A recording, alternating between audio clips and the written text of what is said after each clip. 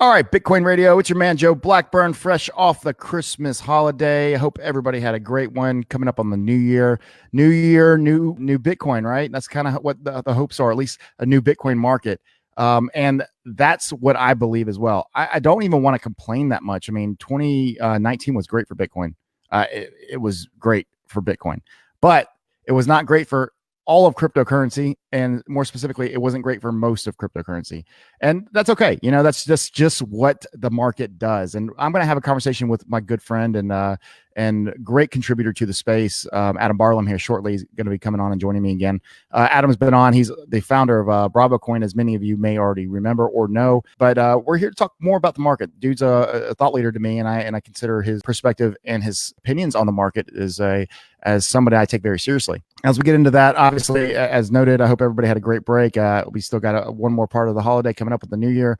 And, I've got some plans. I hope all of you, I know there's a lot of crypto related parties and events, and I hate that I'm not going to be able to make one, but everybody just be safe out there. There's always something that happens around that time that people are extra loose and extra, just likely to have fun. But keep your heads up, folks. Pay attention to your surroundings. Make sure that you're making good decisions, and I wish everybody obviously the safest and best rest of the holiday. All right, moving forward, let's go ahead and bring Adam on, man. Welcome to the show, Adam Barlam. How's it going, dude? What's up, man? How's it going? Oh, dude, it's going great, man. You fat and happy from the Christmas holiday? I'm still recovering from the food coma from yesterday. I'm like just feeling lethargic today. Hey, look, I always regret just about all of the food I eat over the holidays. This year is a little bit different. I was just like, I don't care. I'm not worrying about it. I just need to relax. I mean, this as good as anybody. You're a founder of a project in crypto. You've been in the space long enough. I mean, you got to take a break mentally. I mean, this market never shuts down. You do, yeah. Everything operates 24/7 here, so you gotta take your time and enjoy yourself every now and then. So, kudos to you for doing that. For sure. And we only did one show. It's the first time since we started that we only did one show so far this week. This will be the second one. But even for me, just to kind of turn it off, it was a reset button even for myself, and I really needed it in a lot of ways. So I'm coming back into the new year really fresh and engaged. And me and you've talked off camera. We got a bunch of cool things and ideas that are coming around, and a lot of cool people doing cool stuff in 2020 coming up. And we'll go ahead and start with you, man. And just go ahead and reintroduce yourself, Adam. Obviously, you've been on the show before, but tell us who you are, what you do. Sure. My name's Adam Barlam. I'm the founder of Bravocoin. We do reviews on blockchain. Come from a pretty open source tech background. Messed around with Linux when I was super young. Worked at Intel for a number of years, GoDaddy for a number of years, and got into blockchain and Bitcoin, and now exploring this rabbit hole too. Yeah, and if you guys didn't hear the first episode that I did with Adam when I interviewed him as the founder, this is more of a casual and fun conversation with just with the concept being more about the subject matter of what Bitcoin is and what we can expect and hope to expect, maybe is a better word, coming up in 2020. But, go listen to that episode. It was probably in the 30s, maybe. Yeah, probably had to be like mid 30s when of the episode numbers. So scroll back, make sure you listen to it. But as far as, the subject of the show and, where we are today at the end of 2019, you made a great point when we were talking earlier, Adam, before we got on the show here and started recording, is that, people don't realize how close the halving really is. I mean, the halving is upon us, and it's only a few months away, if I quote you yourself, and we're getting close. Yeah. And, because there's two different year numbers, 2019 is what we've been in for the last year, and 2020, the year that the halving comes in, we're talking about May. That's, literally less than 5 months, from today is when the halving should be taking place.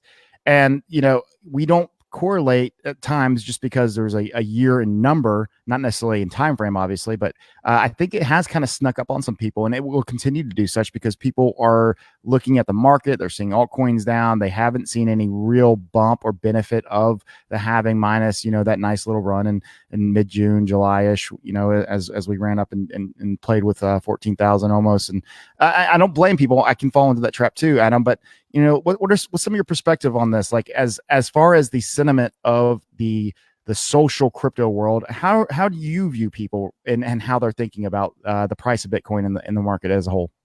So I find it interesting because I feel like the general sentiment in the market is actually quite bearish right now. And that's actually quite surprising to me because like you said, we're so close to a halving event. And a halving event, just from a mathematical perspective, from a financial perspective, from a cyclical perspective and a historical perspective, Bitcoin always reacts whenever the halving is coming up. So I feel like, we're in this period where people have just been so bearish for so long because, we've been in crypto winter for a while. Sure. And, even though we had that nice little run up to 14, we're back down, in the sevens, even, tapping into the sixes. And I feel like the sentiment just got super, super bearish again. And I feel like it's unwarranted. This is what the whales want. They want you to unload your coins for cheap because they know what's happening. They know what's coming up in May 2020, and they know that the new supply of new Bitcoin being mined is going to be cut in half. And there's a lot of things going on in the marketplace now that indicates that once that halving occurs, that we're going to have some supply and basic supply and demand issues. And you and I both know. All these markets revolve around supply and demand. So, you start having more demand than supply, then naturally the price is going to have to respond. And, one thing that's interesting that I read recently is the amount of new Bitcoin that people from the Cash App are buying, and then people who are invested in GBTC, which is the grayscale Bitcoin trust that trades on the OTC. So the Cash App right now is 8% of actual new Bitcoin purchases, or of Bitcoin that's being mined. 8% of that is being bought up by the Cash App, and then an additional 15% is getting bought up by GBTC. So right then and there, you have 23% of all available Bitcoin being output into the market from miners. That's a huge amount. That's a huge amount. It's an amount that hasn't been being bought up before. It's not. It's actually been consistently increasing. And Square reported, who owns Cash App, Square reported their earnings report about 3 weeks ago, and their quarter over quarter and year over year revenue that they're bringing in from the Cash App is just staggering. Like, it's like exponential growth that they're having. So right now, you think about. It's not surprising. So you think about this right now, 23% of the new, available Bitcoin output is being allocated to these guys right now. When the halving occurs, that's instantly going up to 46%. And, I'm someone who believes strongly in basic supply and demand math. And to me, that seems like that there's going to be some supply issues when there's more demand. And that's just saying if, the demand stays as it is, and, we stay at that 23% lock mark until we hit the halving. And judging from previous quarters and the way that whatever Cash and Square is reporting, that doesn't seem likely. It seems like it's going to continue to accelerate a little bit. So who knows? Are they going to be up to 50%, that they're consuming by the time the halving occurs? We're going to have to see. But all I know is that, to me, that's very bullish in my mind. No, it is. And for those listening who may not necessarily understand the halving, I think most of the listeners that I have will, but want to make sure that we cater to that maybe newness or that new person, and that is the halving has already occurred. What is this? The fourth time? Third time. Excuse me. Is it third time? Yes. So this is the third time, or this will be the third. Correct. Okay. Yeah. Got 12, 16 now. That's Yeah. Yep. So we're at a position right now where the current rate in which Bitcoin is produced, new minted Bitcoin, is around 12 an hour or 12 per block. 12 and a half right now. 12 and a half per block. Mm-hmm. Yep. And so the halving is actually literally cutting the amount of minted Bitcoin in half to that 6 number, right? 6 plus. And that is going to decrease the amount of brand new Bitcoin that did not exist prior to sold onto the market. Now, I don't want to pretend like every new Bitcoin that's minted is just dumped onto the market. That's not true. But I would say more so than not, you're going to see that new Bitcoin that's minted. These miners have to pay their bills, folks. How do you think they pay the bills? They sell their Bitcoin. They pay their bills. Maybe they're stacking sats along with the rest of the hodlers in some capacity. A little bit, but they have a little bit of a profit margin. They keep that profit and they sell the new Bitcoin they mine to the market. And they're not sitting there with a overhead that's not making. I would venture to say that at minimum half of every miner, every amount of Bitcoin that each miner is actually accumulating, they have to sell just to stay in business. It would just be a guess. I don't have any facts to back that off. I'm just using my own sense here. Now, and it could be more than that too, Adam. I would actually think it's more than that. Depending if you're a larger mining operation, then you get into things like, how much your energy costs are and stuff like that. Yep. And you also have employees at that point. You have maintenance, and there's a lot of other things. But to kind of focus the point here, it's more so that what I want you to take away from this is that not 10% of the supply that is currently being minted new, not 25%, 50% decrease. right? 50% decrease in the amount of Bitcoin that is newly minted. We're going from 12 point whatever to 6 point whatever. And that's a huge and drastic change, folks. And every time it's happened, what's happened, Adam? We've had a cyclical parabolic run.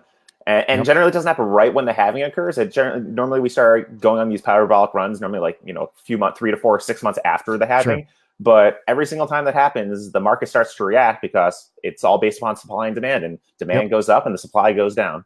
Yep. So if you think about it, folks, we're going to see, this is a huge percentage of sold Bitcoin. I mean, it's a monumental moment for Bitcoin to have, first and foremost. But there's a large percentage that is being dumped onto the market that's brand new, that's never been out there before, that's not in somebody's wallet, that's just being sitting there hoping that Bitcoin goes up one day, not even being used for, transactions. It's literally being, and this is it's still Bitcoin deflationary in concept here, but right now it does inflate itself, not on a bad level, on a very, precise, predictable level where there's rules and laws behind it, but it's still adding to the supply every single day. When you cut that in half over time, just in general, it makes, just immediately, first off, Bitcoin becomes more rare. It's harder to get, even on the most basic level. When the moment it goes from 12 to 6, it's already rare. There's 6 less Bitcoin being put into the market per block, per quote unquote, around about per hour. All right. That's a big deal.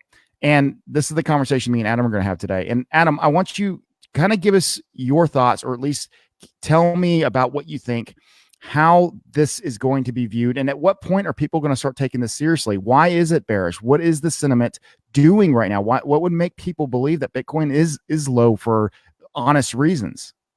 So I think what's going on right now is you're starting to see a little bit of minor capitulation occurring. Bitcoin price is kind of low for how many exahashes and what the current Bitcoin hash rate is. A couple of days ago, we actually tapped the all-time high again for Bitcoin hash rate at about 114 exahashes, which is incredible because if you think about during the 2017 bull run, a lot of energy. The amount of hash rate that we've increased is just exponential since then. It's crazy. I would have to pull up the chart, but I believe it's somewhere in the neighborhood. I think we were at like 7 to 10 exahashes back then, and now we're at like 114. So I mean, we've gone up 10 to 15 times what we previously were, and it's not like the price has appreciated 10 to 15x from $20,000. So why are all these miners? Why are these people that are spending real fiat, real money, developing infrastructure and mining facilities, and putting all this money towards it, if the rewards are getting less, if they don't think it's going to appreciate or it's going to go up, it wouldn't make sense financially for them. So you have to think about all these large operations that have invested so much money into these infrastructures and what their end game is. They want to be able to, all these mining operations want to be able to mine as much Bitcoin as they can as possible. So they're going to try to squeeze the small guys out if possible, so that they can capitalize on the halving of what's coming up. So, we're getting close to the halving event right now. We're getting to the point where for small time miners, they may be just at break even or maybe even slightly a little bit under right now where the price is. And if these big miners can dump it hard enough to, force these smaller miners out and get them to capitulate, then they can start taking over that hash rate and get the benefits of it moving forward. Sure. What's so interesting also is, as the halving sounds great to us, but if you're a miner, you're like, oh crap, like, oh no. Especially if you're a small town or you're just a smaller miner, if you can't be competitive and the Bitcoin price stays the same, especially. Oh yeah, and you're getting half of it. Like, think about it right now. So say it costs you $7,000 currently to mine 1 Bitcoin, and then all of a sudden the halving comes, and and it costs double that all of a sudden. It's going to cost $14,000 now, as opposed to $7,000 for you to produce that 1 Bitcoin. So if the price doesn't respond to that accordingly, you're going to get squeezed out pretty quickly because you're going to be losing a ton of money. Yep. No, and that's a big deal. That's a really big deal, folks. And of course, nobody knows what the price is going to be of Bitcoin in a year. Could it be lower? Sure. I'm not going to pretend like I know everything, or that, that Bitcoin hasn't surprised me, every day at some point, in some capacity. The traders will point to this, and, you have the hodlers and the OGs who've just been sitting there with a bunch of Bitcoin for a long time, tell you that. Everybody's got an opinion, and a lot of it's based off of historical or, even personal experiences with what Bitcoin has done and what they witnessed. But Bitcoin is not a living, breathing entity. Bitcoin is at least the price. Of course, we're speaking directly about the price, not necessarily its use case here, but the price of Bitcoin is truly, it's under a free market emphasis. It's the price that people desire to buy or sell it at based off of the needs or the wants of that individual, and that it's as much of a free market as you're ever going to see at a high level. Bitcoin is probably the last free market in that sense, on a digital level. I think I could even say that. I don't know, Adam, if that's even possible, if at this point, with all the regulation, all the people, all the rules, and all the fear, that exists. I mean, could you see anything else existing, anything similar to this? Or someone creating, like a similar type of decentralized, Bitcoin that was created in the same manner that Bitcoin was created? Is that what you're asking? Or maybe more so, because of course anybody can create that, I guess. I mean, people are creating things like that every day, but can something like this exist starting today, where there's knowledge in maybe a different format? I think it's very tough. I think Bitcoin is definitely a unique use case and a unique scenario. So yeah, I agree with you. I think it'd be very difficult to replicate this type of success or this type of environment that Bitcoin has achieved. And also, just to say this too, is that because Bitcoin exists, it's not going away anytime soon. Like, Bitcoin's going to continue to stand still, at least in this area. Not necessarily on the price stand still, but at least as a firm, we're here. We're not going anywhere. We're not overly improving either, but we're also sitting exactly where we need to be, which is right now that's still the throne of the cryptocurrency world.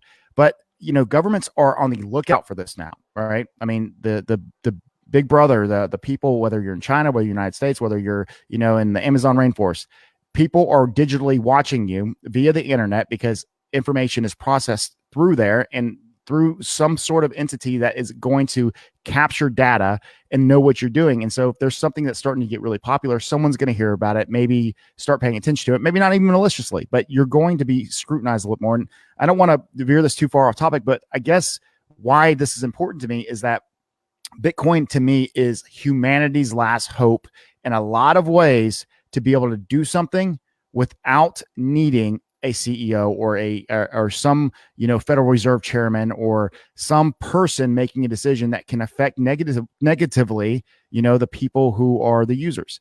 And that day and age is very close to being completely over as far as new opportunities that way at a high level. And this is why Adam and I both agree on this, is that Bitcoin's going to become more and more rare. First off, it's a fact. More users are still coming in. It's not like people are leaving at a super high rate. If that was the case, we wouldn't be at $7,000 today, folks. We'd have everybody dump. We'd be back at $60. And I personally really want folks to remember, holding still at this price, at this value, is a big deal.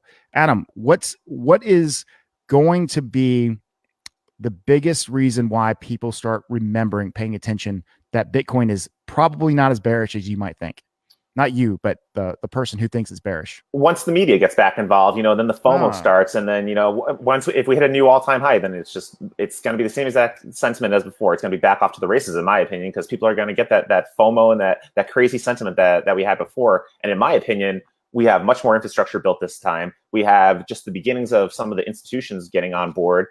We have all these different future options that are going on. So there's a lot more to be said that's been built in these past 3 years since the previous run.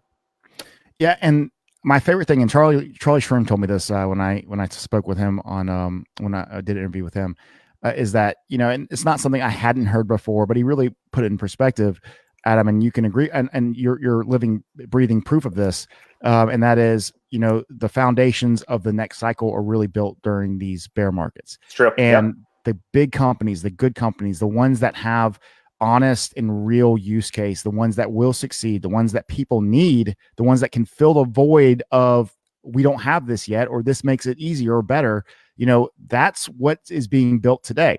And Bravocoin is a great example of that. We have a problem with, as Yelp goes. I mean, just go Google bad Yelp, bad things that Yelp is doing to its users. Just watch the movie $1 Billion Bully. There's actually a documentary that's on Amazon Prime that Virgin bought the rights to, that literally just talks exclusively about how Yelp extorts small businesses. Absolutely. And how they have over 10,000 claims against them, actually.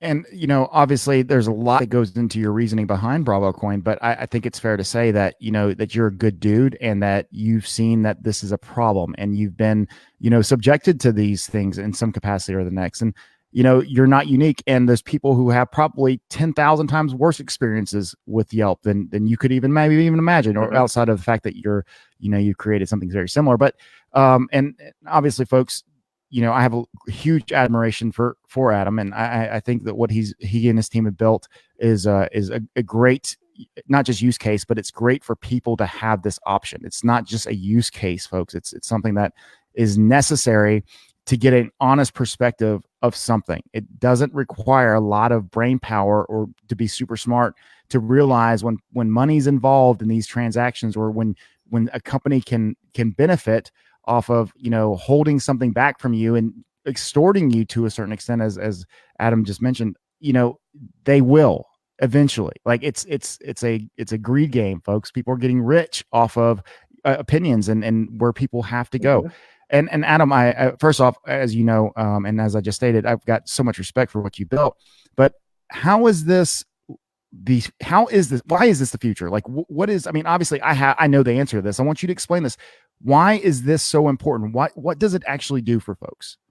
It's all about decentralization and taking the power out of these corporate behemoths that are abusing your data, they're abusing your privacy, and then they're monetizing it, and you're not getting any cut of it at all. Real quick, and for the record, folks, and I know, Adam, you're answering it this way, but just for your perspective, he's not just simply talking about his own project here. He's talking about decentralization in general. Whether we're talking about social media, whether we're talking about finance, whether we're talking about the internet in general and DNS, pick one. There's all these central points that you have to run through, and they're the gatekeepers of everything. Whether it's Google with their Play Store, or Apple, with their iOS store, not allowing crypto apps in, and all of a sudden you're banned from the Apple ecosystem. By creating these decentralized alternatives where the corporations don't have any control anymore, but it's the community and the people who have control, and they're the ones that are deciding what's going to be the greater good for the community.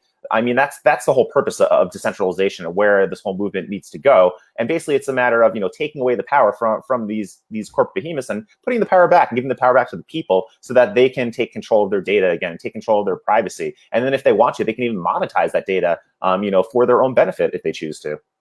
Absolutely. I look at, what Twitter, YouTube, Facebook, I mean, there's a lot of great things that all these entities have done for folks. I mean, the expansive amounts of communication, information, opportunities to learn, friendships, relationships built off the foundation of, I would never have been able to communicate or connect with this entity, this person, this information, had it not been for Facebook or for YouTube.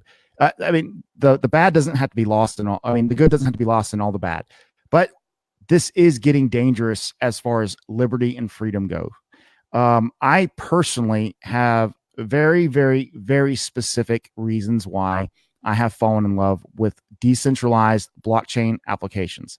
And it's because I'm not looking at today, and I'm not looking at last week. I'm looking at 10 years from now. I've got a child. I want my child to have the opportunity to be an individual, to express their freedom. And that doesn't necessarily mean, because I have an opinion about this political party or this person or this football team. It is because they shouldn't have to decide whether or not they're going to be ostracized by, an entity or a government or somebody. You have to remember that freedom of speech doesn't only apply to, to one entity or one street corner. It applies to humans in the United States as a right given from birth. This does not exist on the internet. There is no constitution for the internet, and those laws, they can be manipulated and red taped, and they can do all sorts of things to make it harder for us as individuals, for us as humans. And obviously I'm speaking on a worldwide level here, but go look at China and how they've truly suppressed conversations about anything they don't disagree with, both on the internet and as humans go. And I'm not saying that the United States is perfect, or if it will be always great, or if it's going to be good tomorrow. It doesn't matter. It's that this opportunity for us to take control of this problem exists today. And that problem isn't getting easier to solve. It's becoming far more intricate, far more designed, stronger, smarter. Every single minute that AI is collecting your data, they're getting to know you and figure you out more. And that data is coming back, and it's allowing these companies and these entities to be able to use you for whatever they want to use. Adam, you said it best a second ago. We're all subjected to this, right? And we're okay with some of it. Like, I'm still okay. I don't mind putting my information into, I got a new computer. I mean, excuse me, I got a new printer, and they want my email address, and that doesn't bother me. But when they start trying to track how many pages I'm printing per month, that's a different story. How do they collect this data? Why do they know this? Right? That's a scary thought. Now, I have the choice to use that or not use that, obviously, but this is not so dissimilar to what everybody's doing. And I mean, truly, I literally got a new printer for Christmas, right, Adam? Mm-hmm. And I can sign up so I can have ink sent to my house. And you may or may not be familiar with this with I think it's HP, but what are they collecting? How much data are they actually collecting on how many pages I print? Is there something that's transmitting what I printed to them? I can email. Yeah, they're looking at your print levels. Are they looking at just the HP utility itself and what it's reporting? And you have to question how much data they're reporting back and what's actually being shared. So and it's like you said, sometimes I'm okay with that data being shared, and sometimes I'm completely against it. Now, in your opinion, are we too far past? Is the blockchain the answer to all this? Obviously, I think it is, but you're a dev. You understand this at a different level than me. Like, what's your thoughts? I think blockchain is truthfully going to affect about 95% of the industries that are out there right now. In terms of how radically they're going to affect them, obviously that's up for discussion.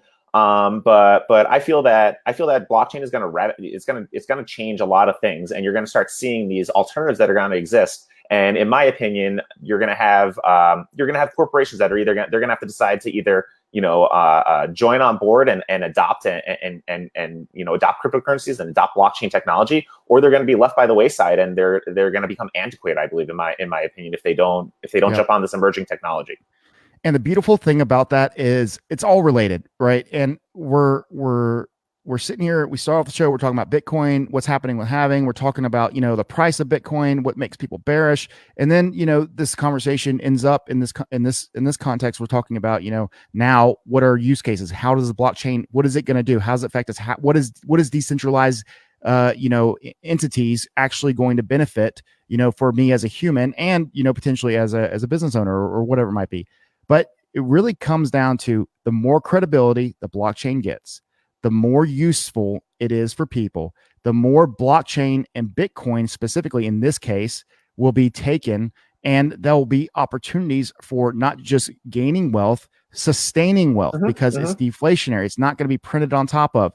Although we are minting more Bitcoin, not we as individuals, but as a network, as a blockchain, there are more Bitcoins. There's an end date, and it keeps getting smaller and smaller, and it gets less and less. And this is going to absolutely be around for several decades, if not for 100 years. I don't anticipate Bitcoin not making it to 2140 or whatever it is when the last Bitcoin is minted.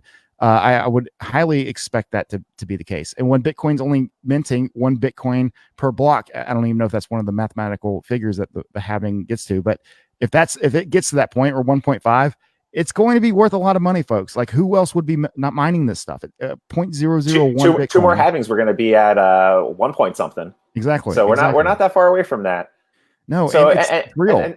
Yeah, it's totally real. And it's going to be it's like any new emerging industry. You're going to have businesses that are going to realize the potential that even though this is a decentralized technology, that there's still an opportunity for them to make money utilizing or harnessing this technology. And whether it's integrating into their existing product lines or adapting their new product lines to support this, we're a capitalistic society. So, there's going to be these businesses that are going to exist, and they're going to figure out how to harness this technology, and they're going to be the ones that are going to succeed. It's the ones that are going to try to dampen it and not get on board. They're the ones that are going to be left behind, in my opinion. Beautifully said. Also, Bitcoin is really considered a speculative and very volatile asset, right? I mean, even people that own Bitcoin, they don't look at it as this is actually worth something. Folks, the Bitcoin that you own, however amount whether it's 0.001, if it's 1 Satoshi, it costs money to make that. It costs fiat dollars value. There's value behind. There's an intrinsic value based on the cost of electricity, the cost of power, whatever they use to create the power to turn that computer, that miner on, and allow that miner to actually mine and put the power in. That's a real thing, people. Oh yeah, real It's world real. cost. You can go to there's a cool website you can go to called Crypto Compare, and you can plug in how much your hash power is, and basically it'll and then your power rate is, and it'll tell you how much you can mine based upon that, and how much it's going to cost you to mine X amount of Bitcoin, so that you can actually see what your true cost was. Like if you're mining from your house to mine Bitcoin, then you can actually see what the amount of electricity that goes into it, the amount of compute power that goes into it, and figure out that's money involved. That's effort that's been exerted. It's no different in my mind than someone who's going into a mine and they're mining for gold, or they're panning for silver. That's right. Now you go and tell the miner, hey, look, my asset's speculative, and they're not going to agree with you. They're going to say the exact opposite. They're like, look, I just spent $7,000 times 20 to mine these Bitcoin this year, and you're telling me that it's not real, that there's no value behind Bitcoin. I'm the value. Like, I'm the one who paid to make sure that these Bitcoins were made, right? And they have to have a buyer, and there's got to be people behind it to continue that market. But that market is only getting bigger. It's only finding more uses, and there's more people figuring out that that use case works for them. And nothing, in my opinion, nothing. If you live on the border of two countries that are constantly doing business, you can go across the line. Maybe you work over there, but it's a different currency, like Mexico and the United States. Mm-hmm. Could you ever figure out a reason why it would make sense to be sending, Bitcoin, or be taking your money in Bitcoin if the majority of your money's spent in US dollars and you're Mexican, or vice versa, whatever it might be? That use case is one of the most simple and real use cases in the world. I mean, the Chinese, yuan versus the Japanese, currency. I guess it's won as well, but yen, excuse me. Or the South Korea, or whoever it might be, right? There's so many different reasons why this makes sense. And there's also no way that you can call, Satoshi in, like they call it in Zuckerberg, to sit on the stand, and answer a bunch of questions. Yeah. There's no way of shutting it down. I mean, the worst thing that could ever happen to Bitcoin, in my opinion, if Bitcoin was going to get driven down to close to zero, or very, very, very little price, that would be because the U.S. government or a specific large government banned the use of it, which would be extremely hard to do. But it would get to the point where legitimate people would say, I don't really want to interact or transact with this if it's illegal and I can get in trouble for it. I would say that's pretty much the only thing that could happen to really devalue Bitcoin. But what most people don't. But even still, even in that, I mean, how many U.S. residents are contributing to the price of Bitcoin today? I would say it's minimal in a lot of ways. I actually think it's a lot higher than people think, just because of the wealth level in the United States. But to go back to what you're saying, is in terms of actual usage, I would say in terms of capital put in, I would think the U.S. puts in significant capital. In terms of widespread usage and adoption, in other countries, there's definitely more widespread adoption. They just don't have the wealth levels that the U.S. has. And that's something that I want to touch upon, is that the majority of the world, they don't have bank accounts. The majority of the world lives under dictators that steal their money and are corrupt and rape and pillage their families and their properties and what they own. And living in the United States, or even if you're in other first world countries, you're in like this sort of bubble, and you don't realize that how revolutionary Bitcoin is to these types of third world countries and environments. And it's because we've never experienced that before, but it's revolutionary for these types of environments. Like people in Venezuela, where the bolivar has gone up 3 million%, inflation rates, or in Turkey, where as soon as the steel tariffs were announced, the lira dropped instantly, like 20% in a day. So it's these other countries that that they need Bitcoin. They need this type of technology to hedge themselves against, these corrupt governments and this type of inflation that occurs. Yeah, and not to mention the fact that this type of interaction, or at least this type of respect for a currency that can be pretty much accepted worldwide, is gold. It's existed, and it's already a format in which we can relate the way that Bitcoin is not only accepted but valued by other countries, and they can value it in whatever capacity they want to in their own currency. But as a worldwide, you're going to find a very small discrepancy on what gold is actually worth, because it's already accepted. It's already well known. Now, think about this, folks. When, you have a certain amount of money, let's say you were able to save $1,000 every year for 10 years. Okay. and that $10,000 is sitting there. And yeah, you put in maybe not in your bank account, maybe you're investing $1,000 a year. And that's a wonderful thing. And I highly encourage everybody to be very diversified. And, the stock market's been great, especially recently. It goes up. But the stock market will come back down and it will level out, or it will go into recession at some point again. It's a market. There's a market cycle to it. It's not going to be just like perfect. Bitcoin. It's cyclical. Exactly right. And, unfortunately, if you were someone who was retiring in 2008, you had a really, really unfortunate and unlucky situation. If you were somebody who was starting the career and starting to invest early on, or maybe halfway through, your maybe junior level or early senior level management, and you're starting to actually be able to invest some real money, what a perfect time to start investing, right? It's all relative to your situation. Now, that being said, no matter what you save, no matter what you do, no matter what time period the market works, at some point, if it's not monthly or quarterly or even yearly, the U.S. government's going to come on top of your $10,000 saved. No matter how much money you've made, they're going to then print money on top of that, and they're going to print it again, and they're going to devalue the U.S. dollar by inserting another dollar. Every dollar they insert into the circulation of the U.S. currency, it devalues what you have. Now, keep adding trillions of dollars, or at least billions of dollars a year. I don't know how high, they're actually putting money in. I should probably know that number. But, folks, this is a real problem. And every time a dollar's added in and every time you're devalued, it's that much harder you have to work. And it's that much less that you're going to have at the end of the day. It might seem like more money in numbers, but it's really less value. How much is the price of milk now? What was it 30 years ago? Why? How? And then those US dollars that you're leaving in your bank account that are just continually losing value constantly. Yep. Especially if they're not invested in something that at least is gaining more interest than the inflation rate. Absolutely. Yeah. No, agreed. And there are ways to counter that, and obviously, if you'd saved $1 million up to a certain point in your life, 40, 50 years ago, you'd be living as a millionaire for some time. You could sustain and live a retirement life off that. Today, I think I saw to sustain a just a working class middle America, it's like $2.5 million to live on the basics, and it's like $6 million to live at the higher upper middle class at this point, or that's what my generation can anticipate having to have at the end of the day, and which is your generation as well, obviously. Now think about this, folks. Think about the exact opposite of that. When money starts coming out of the out of the treasury, right? What if they just started burning money? What if they just started like taking US dollars literally like once a month and just burned $25 billion a month? I mean, that would increase the value of the US dollar, when we're at least talking about gold. It would drastically make a difference in how the US dollar was able to be valued, and how much success long-term the US dollar will be able to sustain. At this rate, it's going to be worth pennies on the dollar.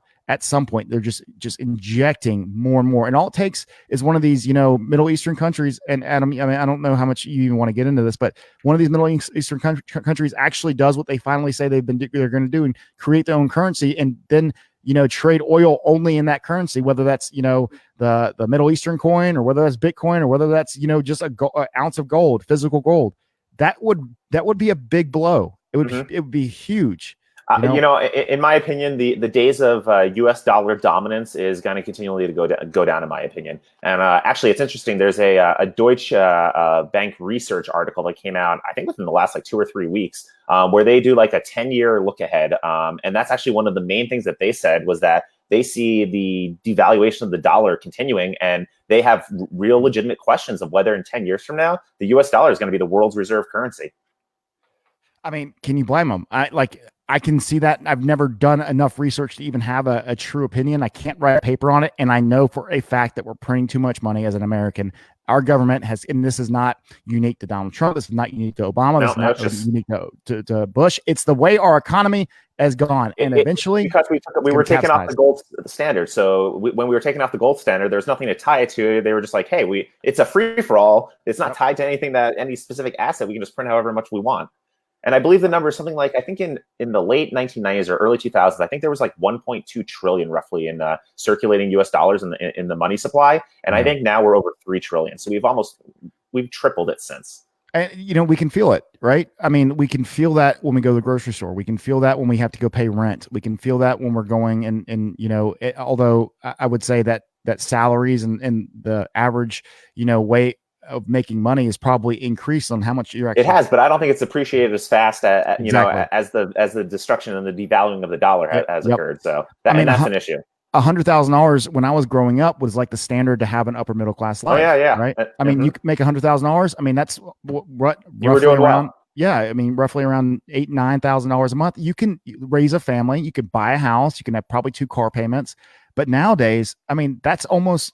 I don't want to call it poverty because that would be a way embellished statement. But you would still be struggling at that point. Yeah, you're not well off anymore at that point. I mean, you're not doing horrible, but you're not well off.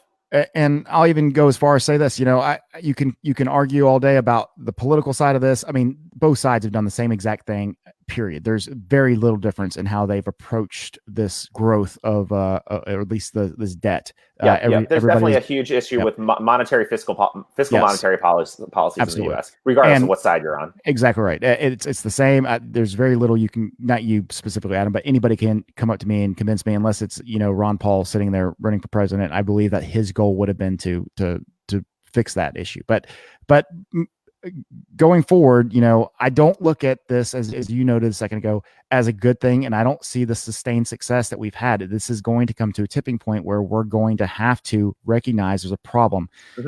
How is that going to be fixed, folks? And what options do you have today? Now, obviously, investing, in diversifying assets, I would first recommend that. There's a business model that's worked for humans in the United States, especially, but all over, to be able to invest. And I'm not trying to give you financial advice that way. This is not financial advice in that way. This is just pointing out the fact that there are several ways to build wealth. Go talk to an investment, professional on that. But what I will tell you is that Bitcoin and gold have a lot of similarities, as in the ways that you can put your assets somewhere else. Now, Adam, what has Bitcoin price done from its inception? 65,000%, I believe, is the value. Yeah, return. And every day, every time that it goes up, it just continues to just blow my mind that something can be that successful. That was built essentially with very little upfront investment. I can't imagine what Satoshi built cost him a lot of money. I don't think it probably did. And he's got 1 million Bitcoin sitting in his pocket somewhere. Fortunately, or they. Yeah, or they. Yep. Well said. But Adam, we're sitting at a point where we can look at gold and we can look at Bitcoin and we can find a lot of similarities. And feel free to disagree with me if I say something that you don't necessarily think. I'm more than happy to. That's why this discussion is even happening. But I can't see a way where people won't start. I mean, this is a digital age. Millennials are starting to come into this position when they're in their 30s now, or they're going to be in their 30s very soon. Technology is very normal to them. They're very skeptical of their privacy. A lot of it's been intruded on, and we're paying attention to those things. But it's also something that they know that they have to not ever use it again. They have to adapt to it. And Bitcoin is going to be very familiar and very normal for them very soon. And I personally believe that if you're not paying attention, or if you're not taking Bitcoin's price very seriously at a long-term level, I mean, anything can happen.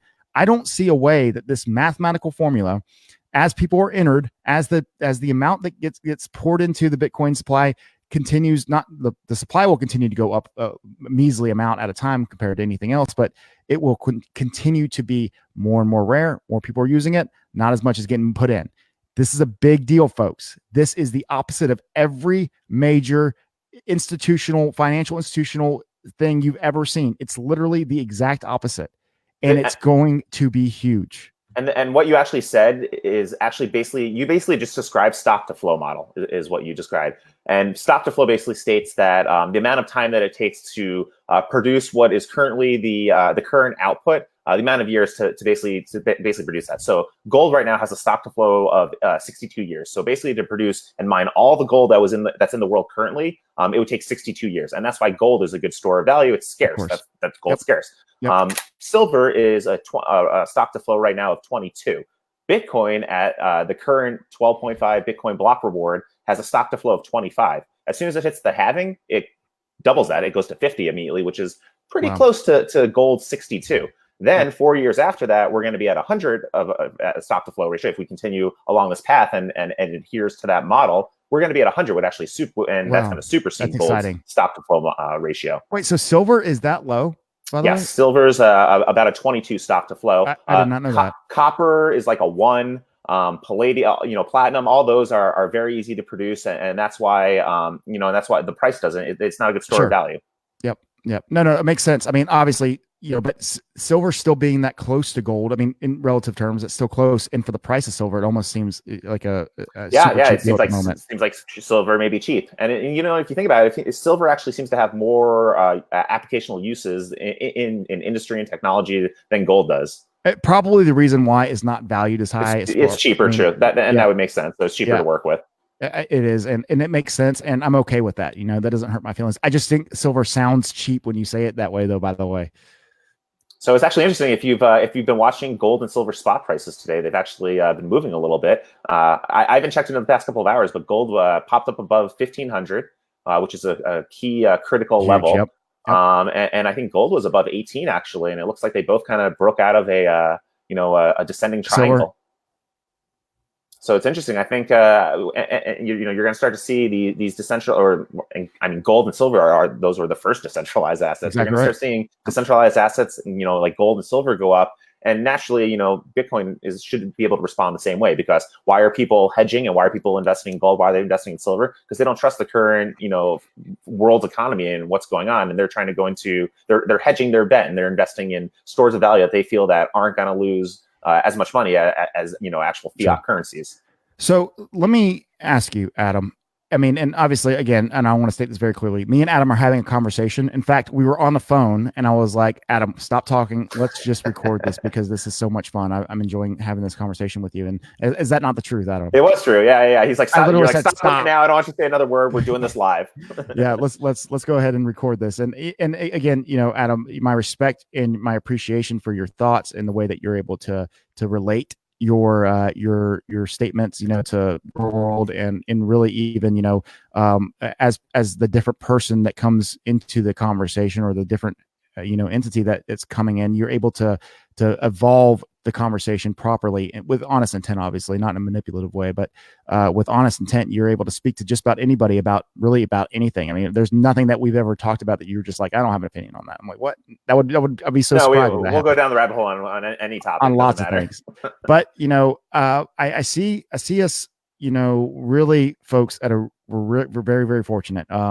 And Adam, my question to you is, is Bitcoin price lower than it should be? I mean, take away the speculation aspect of it, and obviously you pretty much get a very, very calm and gradual increase. But speculation is part of this, and obviously it can be up and down. But are we where we should be? Are we too high? Are we too low? I mean, factor in all things considered. What's your thoughts on where the market stands? You don't have to give certain prices where it should be necessarily, but generically. In my opinion, and I judge a lot of this just based upon how close we are to the halving, I think we're a little bit lower, right, than where we should be right now. I think legitimately we should be a little bit higher. If you look to what the cost is to mine one Bitcoin, like overall average across the world, we're not too far off from the actual price right now. And you put that into and then you start coupling that with the facts that the halving is coming up, and then we have Lightning, the Lightning network, and all these new advances. I think we're a little bit on the cheap side. And then you start to think about the stock to flow model and how, and that all goes back to the halving where, the supply is literally getting cut in half.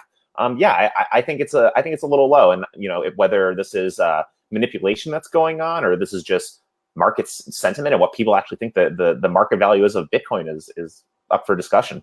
Sure. No, I can't wait, man, especially over the last 4 years, I would say, Adam, Bitcoin has become popular enough with the average person where, there's a lot of things are on record now. Back in the day when, a lot of these conversations and these thoughts about Bitcoin or cryptocurrency in general, were happening in back rooms or, even, in secret rooms on the internet where the conversations are gone forever or they've been lost.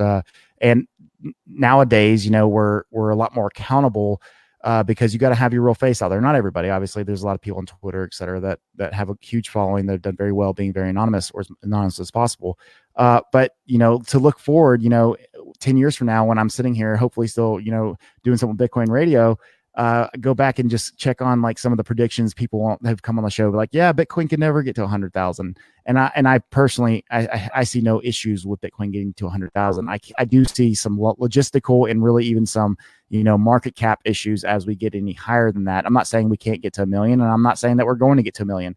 I do believe it has that potential just based off of, what bad things happen, and that's not necessarily my goal. I don't necessarily want the economies to fall. I don't want the United States economy to fall. I'm invested in it, Yeah. Oh yeah, exactly. I mean, I live here. I have way more US dollars than I do Bitcoin. So yeah, fair enough. If the US dollar goes down, trust me, that's not good for, it's not good for anyone really. No. And it's going back to that about economies failing and, just the amount of time that it takes for some of these things to happen.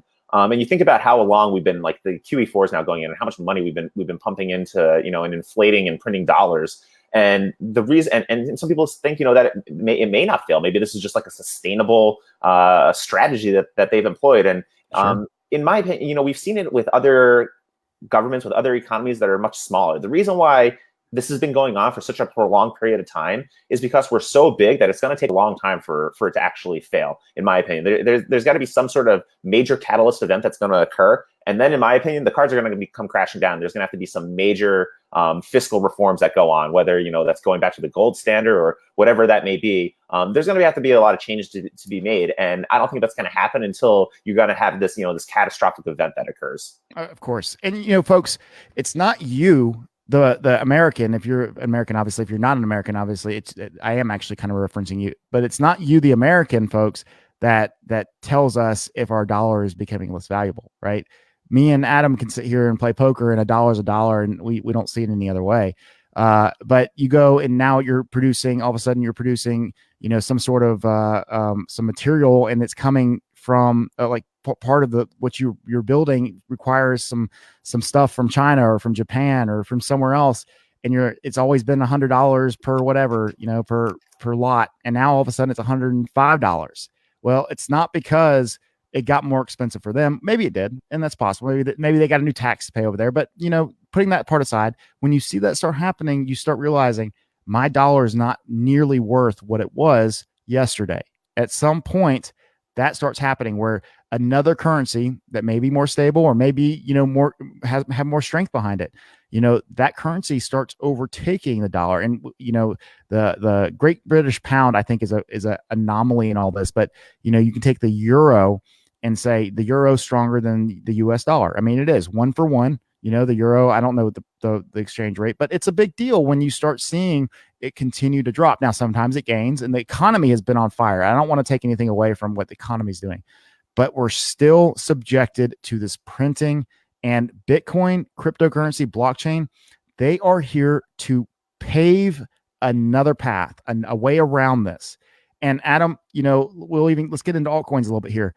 As the Bitcoin market goes, when people have extra money, they tend to want to get greedy and expand on their diversification within even the crypto world. Next thing you know, Ethereum's going back up. And I will not buy into the fact that people think that Ethereum's going back down to $5. You can feel free to disagree with me. But I don't think it's going to $5. No. There's too much corporate interest in Ethereum. When you have JPM building Quorum based upon Ethereum technologies and all these other, corporations that are literally utilizing either Ethereum public network or building their own private Ethereum network. Exactly. Ethereum's not going anywhere. No, it's not. And not to mention the fact also, too, sorry to cut you off there, but not to mention that it's already established itself as a legitimate cryptocurrency. Honest, say what you want about the network.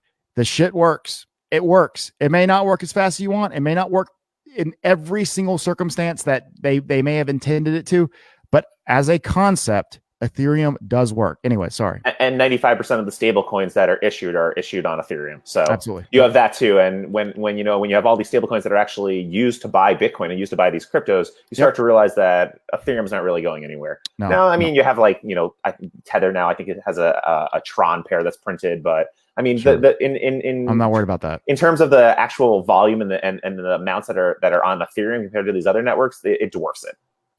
Yep, exactly right. Okay, so as the altcoin market, which folks, there will be a moment in time when this humongous downward spiral that alts have been in, that the good ones recover. They get out of it. I can't tell you why traders do it this way. They all banded together. They make sense out of it with all these lines and numbers. I'll do it too, right? But It's market cap. It's all market cap and small order books. And if you have it's no different than thinly traded stocks on the stock sure, market. If you have enough money, you can manipulate these markets, and especially because they're not regulated, you can do it without fear that there will be repercussions for it. So and when you say manipulate, it's honestly it's a very hard term for me to, not you personally, because I say the same word, but it's not truly manipulation. I mean, it's my intent is for my price to go up or it's my down. So you're at the mercy of what do you actually feel in your heart. Are you technically doing this to hurt other people and to make yourself more money? Or did you just decide to sell today and then buy tomorrow? Right. I mean, that's a relative term, and it's a free market. Folks can do whatever the fuck they want to do. So, I mean, there's a lot of people, obviously, most people are in this for financial or monetary gain. So, in my opinion, there's always going to be people that are going to try to manipulate the markets in their favor, especially if there is some way to achieve a monetary gain doing so. So is the Wild West. Exactly. And when you have some of these coins that are just so illiquid and so thinly traded that you can, as a whale, you can come in here and be like, wow, I'm going to come in here and take half a Bitcoin and tank this thing 65% because I see the entire order book right now and I can just bring it down to this. And then I'm going to scoop it up and we're going to spike it back. I mean, when you start having, it's no different than these thinly traded OTC penny stocks. The same exact thing occurs. There's pump and dump schemes and all that type of thing goes on. Absolutely. And what eliminates this, or what starts to mitigate these types of issues, is as you start having more volume and as you start having more adoption, more people being involved. And you can even see that's already started to happen with Bitcoin over the years. Yeah, Bitcoin is manipulated. We have these large swings, but I remember when Bitcoin first came out and there were like 30-40% swings in a day. So and that was normal. Yeah, that was normal. It happened one time in a year. Exactly. Like that was happening regularly every week. And gradually, as you move on, as more volume increases, as more players get into the market, as Bitcoin is distributed more, and there's not as many centralized whales, you're going to start to see that volatility is going to go down. You're not going to have these crazy swings. Yep. No, absolutely well said. I'll never forget my first major mistake in crypto. And I don't necessarily remember which coin it was, but I bought it, and I've used this analogy, but I've used this example on the other side, the good side. But I remember buying one of these really low cap, like probably at 6 Satoshis or 7 Satoshis. I can't remember exactly the price I bought it. It was over 5. It was 6 or 7. And where I sold it at, like an idiot. Well, I didn't sell it necessarily at this, but I sold it for a loss at like 4 Satoshis. Took like a 30% loss. I'm like, whatever, I'm going to get in this other coin. But by the time that it finished selling it, guess where it was? I mean, there just was nothing in between. So you drove down to like 2 or something? Exactly. Yeah. Right. Exactly. And so I filled some of these bags, and then within, 25 minutes, it's back at 5 Satoshis, right? 6 Satoshis. Like, fuck. and I'm just like, man, I'm such an idiot. And it was a valuable lesson. Fortunately, we're talking like $120 worth of, Bitcoin, which was a lot more today than it was back then. But the point remains is that you're right. Like a lot of these coins that we've been subjected to or had the opportunity to get involved with, in these markets, you can see that these exchanges are cleaning them up. Their accountability is getting more intense, not because they're trying to be more accountable and save you. No, they want you to be able to trade whatever you want to trade. I personally believe that, like Binance and, the team over there, they're not necessarily trying to like make your life suck in crypto. No, I don't think so. They're trying to make money for themselves. I believe they're capitalists, just like. How do they stay in business? Well, exactly. They're going to have to put out rules, and there are rules, folks, and there's rules for a reason. And I don't disagree with rules. I don't think that we should live in anarchy and not have anybody to have to answer to. I think it's professionally important for the space to attract people, that we have some guidelines, and that we are sensible enough to realize, hey, there's some reasons. You don't have to worry about a lot of these regulations, folks, if you're a hodler, right? If you're holding your Bitcoin, if you're someone who's here for the space, who wants it to get better, bigger, invite people in by making them feel like it's not going to be some major pump and dump scheme. How do you do that? Well, put some security behind it. Make these exchanges accountable for the coins that they list, and not take, at one point, folks, and I don't want to say that maybe it wasn't necessarily Binance as a entity doing this, but people that were in charge of these Binance decisions that were made were taking large amounts of Bitcoin to list. Large. Oh, yeah, yeah. It's definitely pay to play. Yes. And sometimes it's not even just Bitcoin they're taking a specific percentage of your overall Sure. circulating supply. Sure. Like there's a story that came out recently about Digibyte and how they wanted to get listed on Binance, and Yep. Binance asking for 3% of their overall circulating supply.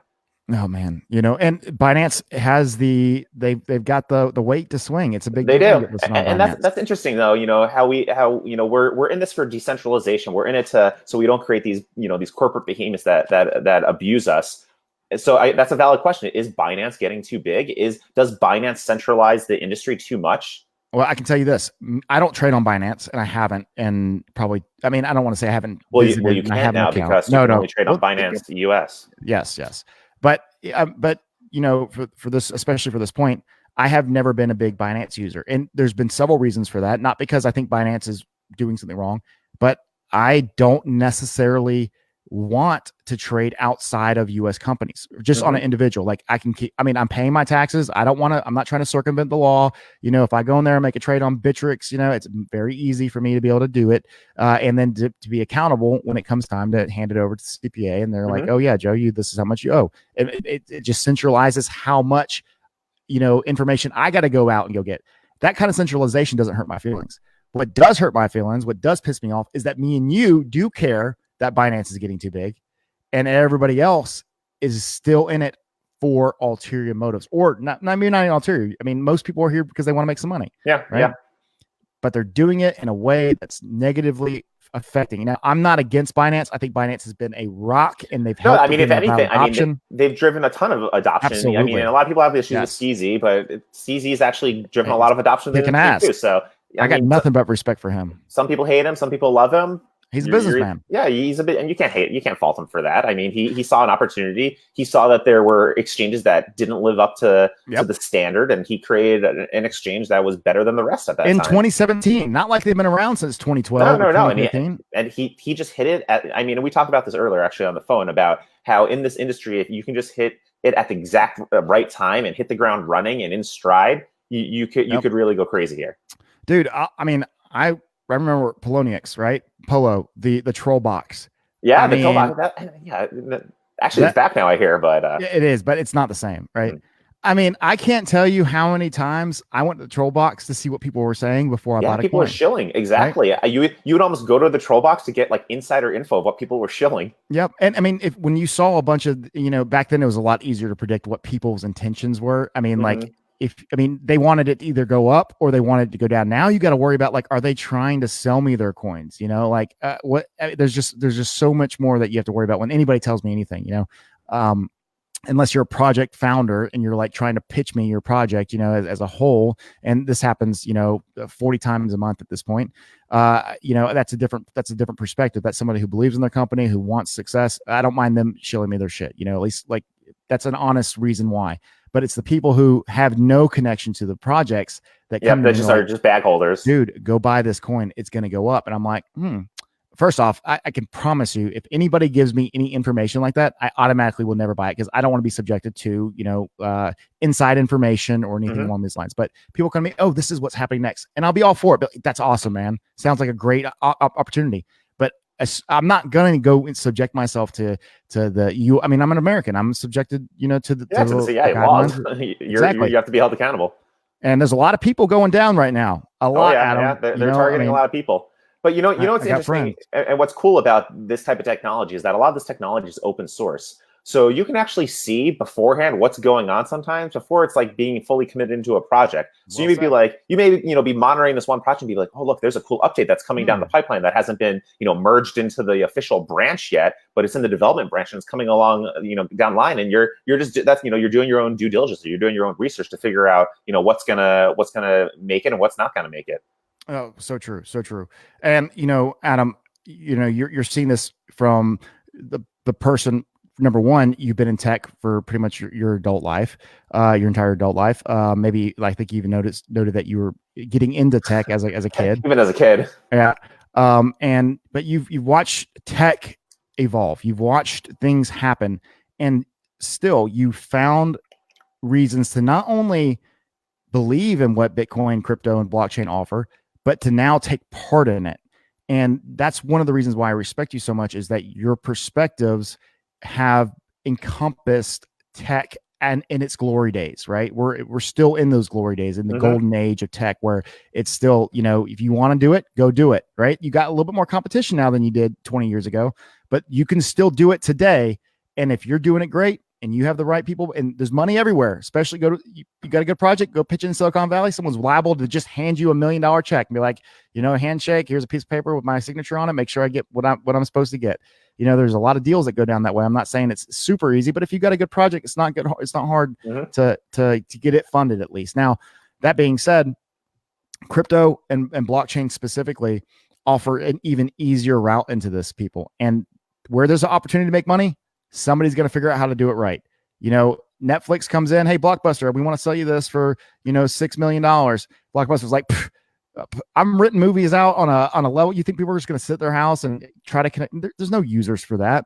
And then Blockbuster's out of business, and now Netflix is almost getting old compared to what other people are doing. They may have made the same mistakes that Blockbuster have made in some ways. Now, I think Netflix has done a great job. I'm a subscriber. I love Netflix. What's happening now is you have all these companies that are copying Netflix model, and then they're blacklisting them from having their titles on there. Like you have Disney Plus that they ripped off all their movies from Netflix, and you have HBO now, and Netflix is going to have all their own original content, because all these other networks are now starting to realize how much money and how this crazy market cap and behemoth that Netflix became, and they realize now it's like I said, there's always emerging technology that's coming forward, and if you don't adopt it, you're gonna get left behind, or else you're scrambling to catch up like these other companies now. Yep. And to me, at this point, Adam, and again, it's kind of where I was going earlier when I brought the fact that you're a founder, you've been in tech for the whole time, for your whole life essentially as an adult, and you've seen this space and how it's evolved. The blockchain offers the little man, the average woman, obviously I mean that generically, the opportunity to get involved at a smaller level. That's something that's never been able to be done before, because you had to be an accredited investor to do all this beforehand. Not to mention that they just I guess they just amended. I haven't read through the actual. I think it was last week they came out and they amended what being an accredited investor. I did hear something about that. Yep. So that's interesting. And going back to what you're saying about like the internet and these revolutions that occur. So I was a little bit younger during the whole .com boom. I feel like if I was like 5 years older, I probably could have did pretty well in stocks or something like that. But I was in like high school when all that was going on. And but I lived through it. I remember seeing how like this huge revolutionary change from email to the internet to AOL chat rooms to the gradual progression from all that to Spotify and Facebook and where we are now. And it's incredible. And then I see blockchain and Bitcoin, and it really reminds me of like internet 1994 or 1996, where we were, except in my mind now, it's way bigger because it's global. And actually, I did a little exercise recently, and I'm going to have to share it with you. I'm still adding to it. I started creating a spreadsheet of former technological and internet pioneers who are now in blockchain, and what they did previously, and now what they're doing in blockchain. Like I have like Brandon Ike, I believe is his name, who's the co-founder of Mozilla. And then he created JavaScript, and now he's created the Brave browser and the BAT token. So you have like people like that, and you have like Mark Andreessen, who created Netscape, and now he has like an Andreessen blockchain capital fund. And you have all these people that literally created the internet and all these technologies that go along with the internet. Like for instance, the person who created the HTTP protocol, he's now heavily involved with some blockchain project. That's incredible, by the way. You start to realize that all these brilliant internet pioneers and technological pioneers, from whether it's the semiconductor days or internet days, and how they're transitioning over, and how they see they're visionaries before. They're obviously visionaries now. They see the vision. They see where all this is going, and they're creating new products based upon it. And to me, that's like true validation. That if these guys who are true pioneers are in it, then there's got to be something here. Yep. And I would almost venture to say that if you're not paying attention to what Adam just said, you don't want to know the truth. There's a lot of people who hop on board, they lose. Now they're mad at crypto, at blockchain, because they've lost 90% of their stack because they got in here and they were told this, or Adam said that, or Joe said this, and we're wrong. And so, and obviously these are real responsibilities that someone like myself, I take very seriously. I've learned some difficult and harsh lessons along the way about what influence mean, about responsibilities. And I'm very careful, folks. And if you listen closely, you can hear the way that I say certain things. And, that's out of respect for the audience, and that's out of respect for blockchain. I don't want to be that reason. I don't want to be that person. But what I don't want to also miss out on is the belief in adoption, the belief, and it's not just coming, it's here.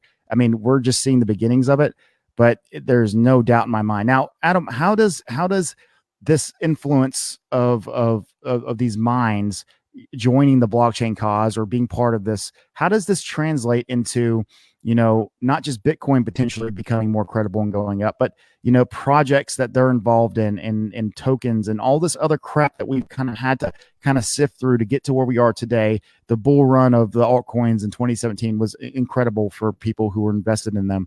And then, it was very not incredible for those invested in them in 2018.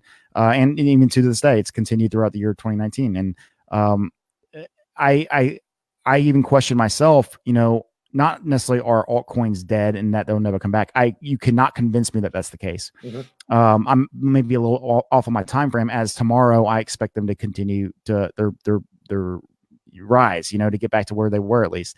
And that's probably not true. And I don't actually expect it to happen tomorrow. But how can this translate into not just belief in blockchain or decentralization? I think most people can at least find an appreciation for what that means, whether you're in blockchain or not. You can at least recognize that this is a good thing. But what does it mean for people who are invested in altcoins? Or what are your thoughts on what that? I mean, does it have any correlation? I think it does. I mean, I'm not amongst the small group of people that are Bitcoin maximalists that feel that only Bitcoin can exist and nothing else should exist. And if you're going to build a project, you should only build it on the Bitcoin chain, or create a side chain on the Bitcoin side chain or something like that. I'm not of that belief. I think there can be there's definitely other use cases for blockchain. Bitcoin is a good use case for currency. There's centralized use cases that I'm okay with. Exactly. There's hybrid use cases. There's tons of different use cases and tons of different implementations of this technology that are going to exist aside from Bitcoin. Bitcoin just provided the initial groundwork and the framework for how the blockchain should actually function. And then people, are obviously just going to modify it and change it from there. But in terms of, Bitcoin's, the end all, and there's nothing else that can exist. I definitely don't.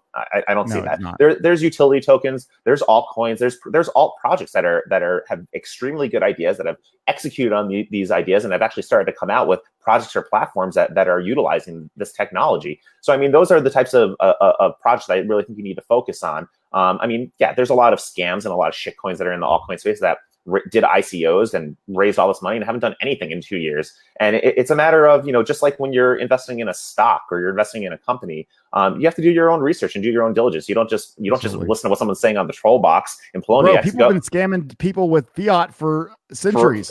Forever, since the inception of mankind. It didn't take the blockchain to be able to scam somebody. Cavemen were scamming each other for pelts and other things. So absolutely. I mean, this has been going on forever. Gotcha, boy. Yeah, if there's a will, there's a way, and there's a big will with this stuff. So just like anything, you're doing research, in a publicly traded company, you should be looking into see if they're legitimate, looking at their financials, what's their roadmap. Same thing with these blockchain companies. Go check out their roadmap, check out their white paper. Do they have any releases? Go look at their GitHub repositories. Are they making regular commits? Do they have an active Telegram group? Do they have an active Facebook group? Have they been executing and keeping up with the schedule if they said that they're gonna be on? These are the types of things that we need to look at, and from there you can deduce a somewhat valid opinion of whether or not you want to invest in that company or not. And also, not to mention that the expectations of a company now dabbling in blockchain, especially a new one, are tremendously higher. If you're going to go and raise money at this point, there's so many more things even the average investor is preparing for. And if you want to go pry some money from people who already lost money, you better have something great. And I think the days, and I get maybe I'll be wrong, but I think the days of these ICO white papers where they don't have anything and they're raising 30 or 40 million. I think the days of those are numbered. And who knows? Maybe we go in another bull run and people are FOMOing and it doesn't matter. And people are like, well, who cares? It wouldn't surprise me. It wouldn't surprise me, but maybe people actually, they realize and they're educated now that they got burned that they're not going to do that Oh, again. no, that's not why they're here though. A lot of them are here because they want the easy money. They want the quick buck. Yeah. Or you have the people who, got burned. They're like, I'm not going to do this again. And then you have the new crowd of people who, end up doing it. So people are always looking for a quick buck. I mean, the plus token scam that's going on right now, or cloud token and all these, these Ponzi schemes. And, I got no respect for anybody who lost money in that. If it sounds too good to be true, most likely it is.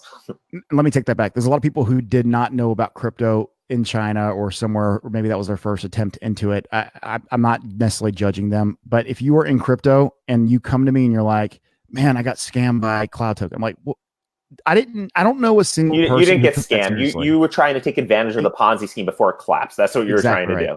If you've been in crypto for more than a year and you did that, you knew full they could have put a disclosure out that you're going to lose your money and you would have still tried. That's the type of person who would.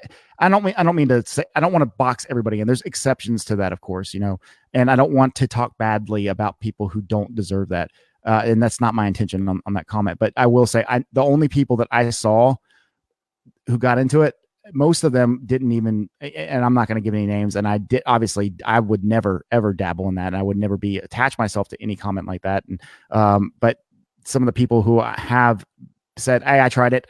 You know what? If it's BitConnect and, I can get out, I will. If it collapses tomorrow, I put $100 on. All right, man. I mean, I don't agree with that. It's actually worse than the lottery. You're gonna lose. It's just a matter. It's a ticking time bomb. It's a matter of if you can get in and out quick enough. And so and obviously Adam and folks, Adam is a founder of an altcoin, per se, but he's really not the founder of an altcoin. He's a founder to a blockchain project that has a token and it's got a use case, folks. And Adam, the way that you went about your project on a personal level, you and the team, and you guys just did everything in my mind ethically and morally correct. You built something, you showed what it's going to do, and then you've allowed the community. And it's every day I'm hearing more and more randomly from people. Ryan Berg, who I met in Vegas, and I think you met him too. I mean, this dude has become one of your, and he's a ex-professional baseball player, and he's a hardworking dude. He's got a family. He's told all his family about Bravocoin, and he asked me about it, and different things. And I'm just like, I love watching people who are sensible, who have they may not be experts in blockchain, but you don't have to be to recognize something that works. And you didn't come on here to talk about your Bravo, and I appreciate your commentary today and your thoughts. And obviously, it's Bitcoin Radio. I talk a lot. It's my show, right? But it means a lot to me to allow your perspective to be told, and you do a really good job at that. Let's kind of hit on Bravocoin and all this. And you're obviously partial, and full disclosure, Adam is one of the founders and creators of the entire project, so he's obviously going to be very optimistic about the future, but he's not immune to or even blinded to that things have to work this way, and I have to be better at this, or I have to create and I have to scale. And this is a smart guy who's been here and he's doing it for the right reasons. But you've got one of the biggest uphill battles as far as regardless if people don't like Yelp, just like Facebook, it's so big, it's so grand, it's so intrusive that you almost don't have a choice but to use it at times. Especially as a business owner. How do you change that? Like, surely the community and just organic excitement is an integral part in any crypto project. There's limited marketing opportunities. There's limited amounts of money these days in the space. And, most founders who did it the way you did it probably spent most of and I personally don't know your financial situation, never even asked, and I don't want to say that you're broke. That's obviously not what I'm saying, but you've invested not just your time, but your own money into this, and you built it before you brought it to the community. This is not an easy thing to overcome. Like, how does someone in your position, and you don't necessarily need to speak for all altcoins here, but I think your sentiment for someone who's doing it right will probably at least embody the overall principle, generically speaking. Like, what do you do? How do you combat all the negativity? How do you build a project trying to fix something? So, I mean, I guess the first thing was, identifying a potential issue that exists. And, I actually had a specific issue where I encountered some of this negative behavior from Yelp when I had my own software as a service business. And, I did a little more research into it, and I realized that it's really not that uncommon of a problem. And everyone uses reviews today. I mean, whether you're Yep. buying a blender on Amazon, whether even looking up podcasts, you're like, oh, what is this one ranking? How many views is it getting? I mean, Absolutely. YouTube videos, everything. Our lives, since the advent of the internet and since like eBay and Yahoo auctions, our lives revolve around reviews for everything. If I'm buying the same product and one of the shippers has a 5-star and one has anything less than that, I'm taking the 5-star. Exactly. And what you don't realize though is that data is easily manipulable, just like all data.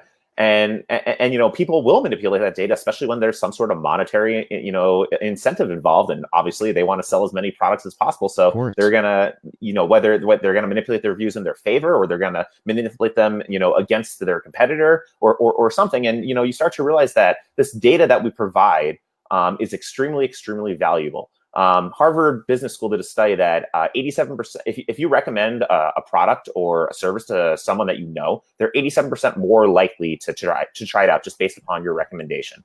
I would fit into that. If you came to me and said, Joe, this is what you need to try. Try this restaurant, or try this product I bought on Amazon. You'd be like, absolutely. Oh, I trust his decision, and you most likely you'd at least research and be like, oh, let me check out this thing that he was talking about. And it's crazy the impact that reviews have, and that we don't really think about the legitimacy of these reviews and whether or not they're being manipulated, and whether or not and what goes on behind the scenes. Sure. And I go back to that documentary that I was talking about called $1 Billion Bully, where there's been all these documented cases of Yelp pretty much extorting these small businesses because of the business model that they have. And the business model that they have is that they have these sales agents that are paid commission, and it's a sales-based position. And they know that you're more likely to buy an ad on their network if you have negative reviews or you have negative ratings. So they have an incentive almost to sabotage your ratings, or someone else has an incentive to sabotage your ratings, because they know how effective it is, against on your profile. Yep. So as a result of this, there has to be different ways to secure data, to make sure that it's not manipulated. So one of the issues that for instance, that $1 Billion Bully talks about is that there's all these business owners that have had all these issues, and they brought it, to all the way up to the state Supreme Court in California in 3 or 4 instances. And because this data is centralized, because we're dealing with these centralized entities, and this all goes back to the whole decentralization, proposition that we're talking about previously. These companies, they own the data. They own everything that exists, with your profiles and everything you're writing, and your pictures and your videos. And since they own it, they can control it, and they can display it, manipulate it, modify it however they want. So while goes for Facebook, it's the Facebook too. It's YouTube's doing it right now. They're censoring crypto channels. Yep. So the state Supreme Court in California said, all these businesses were very upset. Basically, what happened was Yelp was either removing reviews that were positive or filtering negative reviews that some of them said never even occurred to the top of their profile. So they were very upset about this. They say that every 1-star ranking that you lose on your Yelp profile results in a 14% business reduction in overall business revenue. So it's crazy how powerful these reviews are, and everyone knows it. So these businesses complained. It went all the way up to the state Supreme Court, and they said, and Yelp admitted, they said, yeah, we changed we don't tell you what our algorithm is. We'll change data around. We'll manipulate the results, but it's our data, and you guys signed off on that when you initially signed up for an account. And the state Supreme Court literally said verbatim, what Yelp is doing may not be ethical or moral, but it's not illegal. Yep. And that's just a poor way to do business, in my opinion. And just when you have it's manipulative in its own sense. They can do what they want, digital extortion, pretty much. Yeah, they're not portraying the honest intent, and it's widely known at this point, right? It's not like people are confused that this is or is not happening. They just use it still. Now, it's just because the popularity and the amount of data I still use it, and I know you, and I know that you're a project that is a competitor to Yelp, and I mean, you probably still look at Yelp. I have to look at it every now and then, because there's just a plethora of information. The information is all on there. Yep. Exactly. So until we can get to the point where we start onboarding and people start migrating to these other types of platforms, we're still going to have that issue where all these other users are on these other platforms. So we need to think of different ways to incentivize them to come over to these other platforms. And that was one of the main value propositions that we had with Bravocoin was, Yelp makes money obviously from this. We all know that data is valuable. That's a proven fact. Goldman Sachs now says data is more valuable than oil. You see these multi-billion-dollar tech companies that literally they just rely on data and marketing, of that data and analytics of that data. So there's obviously money in the data you're providing, and you have these huge companies, and they're just abusing it and extorting it and just capitalizing it as much as possible, and pretty much just have a stranglehold on it and wringing out every single last cent they can get out of it, regardless of whether it's moral or not. You know what? I mean, at some point, some data mining company is going to come along and be like, look, I'm going to use your information and I'm going to make a ton of money off of it. Do you want a piece of the pie? Put your information here. And this is everything we're going to do. If they're, you know what? There's a lot of people that would be giving up their information pretty quickly if they're like, why not? You get 3% of all the money I make off of you. Or it's that or zero, and that capitalistic nature, and when that actually happens, it's going to open up the floodgate. Oh yeah. Anyways, not to change subjects, but so yeah, continue. I think you're like I'm saying, you're going to see, these centralized services and providers, and there's going to be decentralized alternatives. Now, I'm not saying decentralized providers are going to go away. You're always going to have people that are going to want to deal with centralized providers, even from a Bitcoin or a crypto perspective. You're going to have people that don't want to hold their private keys. They're nervous about that. Right. They're going to want to have Coinbase or BitGo or whatever the custodial service is to handle all that for them, and they're willing to pay a fee for that, or not have control of all their coins, or be susceptible to a potential hack as a result. But that's just the way, and that's going to be an educational type of journey as well, where I think as you start, explain to people how all the stuff works and, how it all operates, you may start to have people starting to move over to that other side and say, I'm going to, control, just like I have, a safe full of gold bars in my basement. Yep. I'm going to have a Ledger Nano S in that safe too. And this is where the blockchain gets so scalable, is that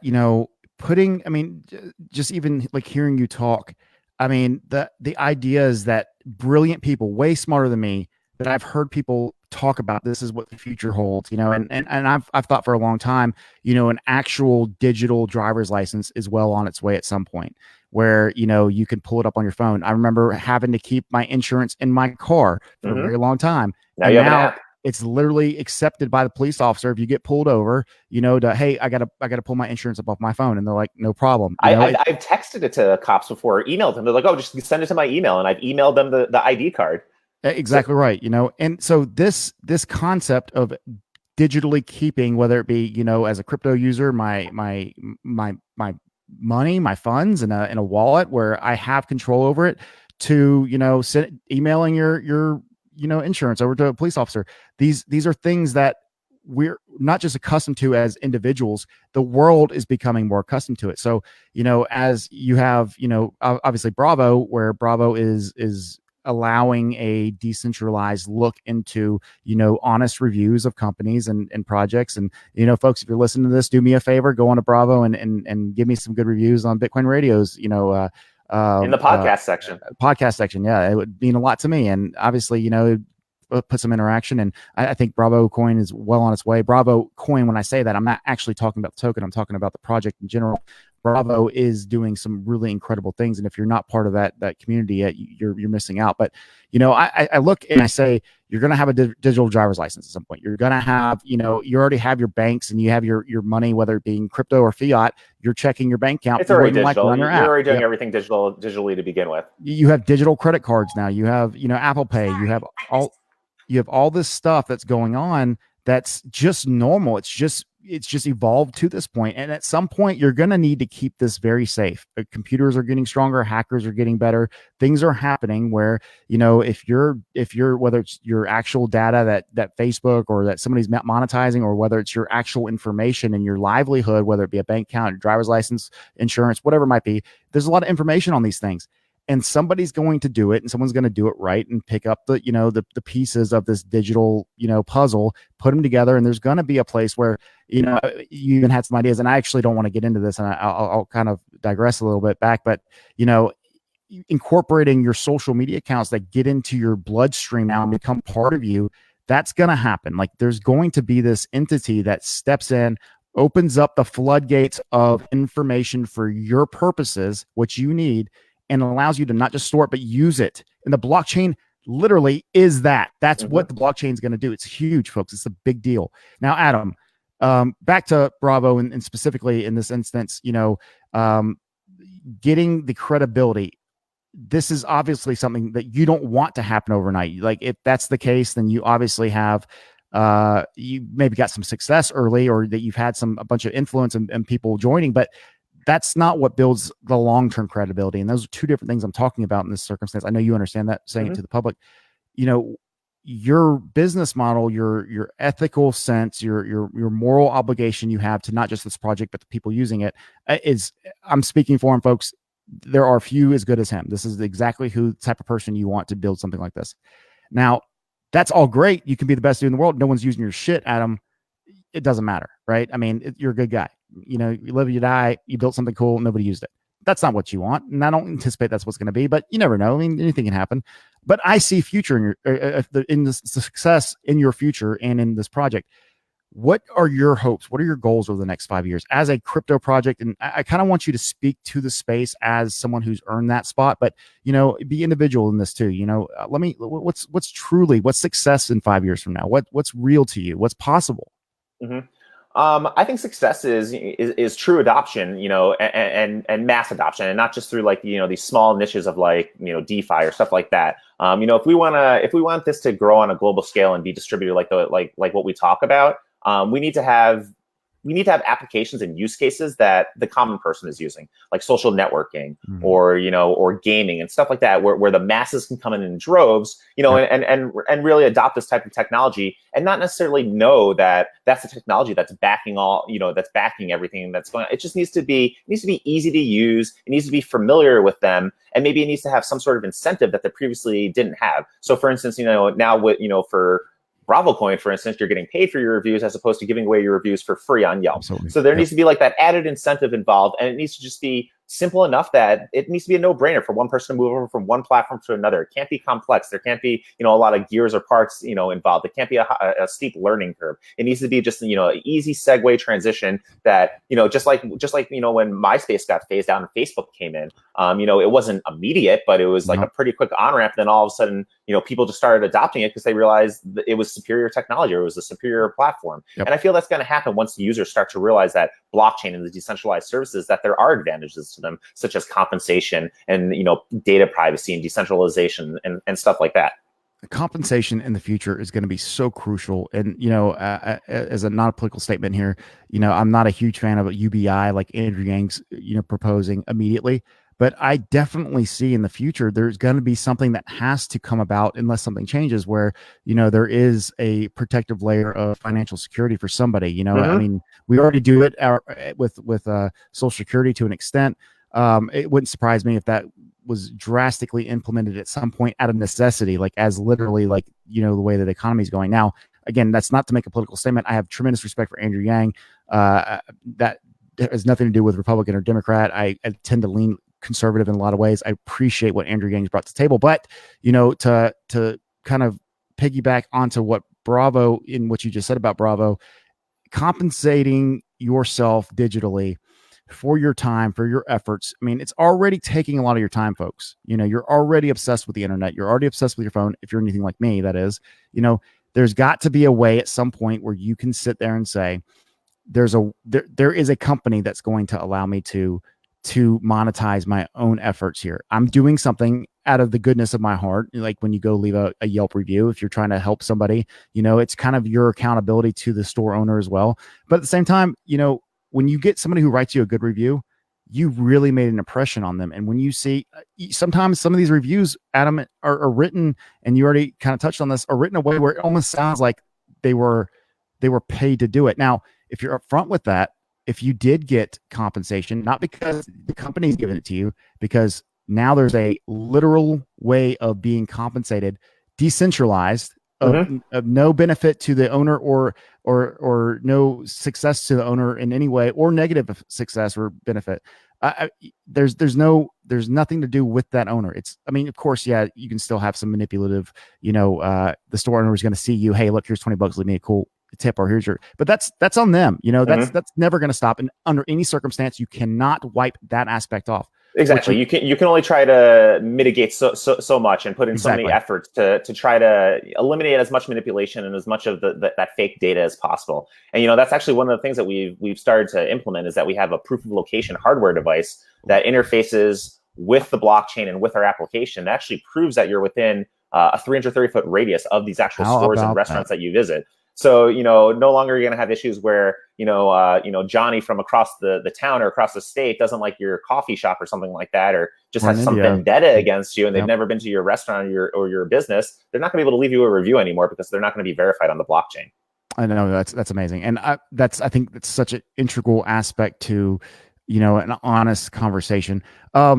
So Adam, and of course we're at an hour and a half. This will officially be in 1 minute, officially be the longest podcast I've been on. And I appreciate that it was with you. And so we'll wind this down and we'll maybe pick up a part 2 of this, because I think the conversation is really we always seem to have long conversations and talking at a rapid rate. So I hope you guys aren't listening to this on fast forward, because no, unfortunately, I think most people who, they won't have to press fast forward at all. They might actually have to slow it down. Slow it down. To half. They know we'll just how normal, but last question I have for you, Adam, and, sure. And this kind of encompasses, a lot more about you than the average listener is going to know, just because I have a personal friendship with you. But clearly this model, and I've alluded to this in kind of the way I set things up. There's no first. I've heard this for the first time with Adam today. All that we've already had these conversations several times, and so in a way, this is unscripted, obviously, but there was an identity to this conversation, and it's important to me because it's kind of leading to other things as far as the conversation. You got to have this conversation before you can have the next one in this circumstance. But Adam, for you, I look at this model and I say this model can work for more than just reviews. And surely you've been told that before. It's not the first time that you've been hearing that. It's not the first time you've thought that.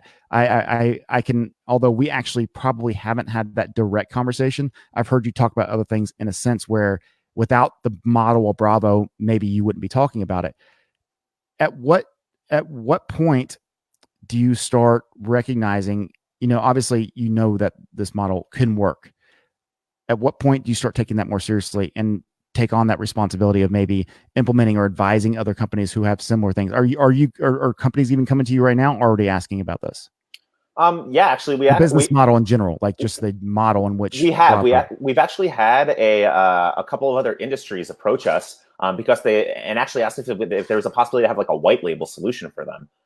So it's interesting. So we're not the only ones that see the potential, in this type of architecture, this type of setup. It applies for a lot more than just, the review industry. So and I believe that's the case with most industries and a lot of projects. Like I said, 95% of industries, in my opinion, are going to be affected one way or another with blockchain. It's just a matter of when that's going to happen.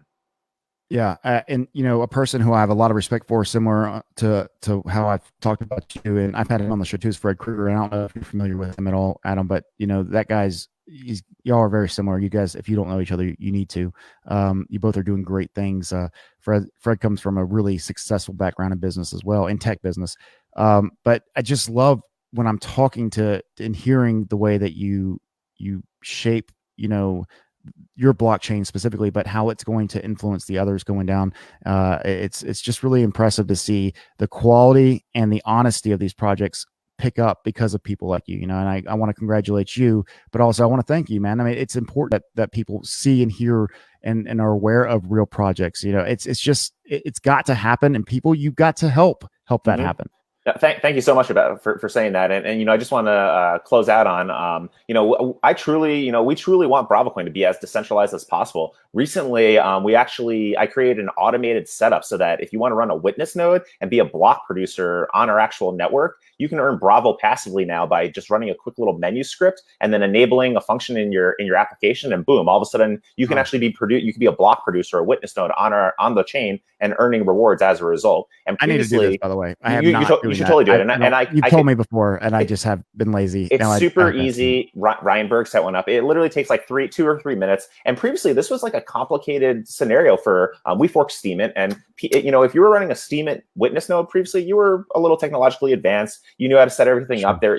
There wasn't very well documented, and it was kind of like almost reserved for like that technological elite class, and that's not what we want. I want this to be, the more people who are running nodes, the more decentralized that we can be. That's better for everyone involved. So true.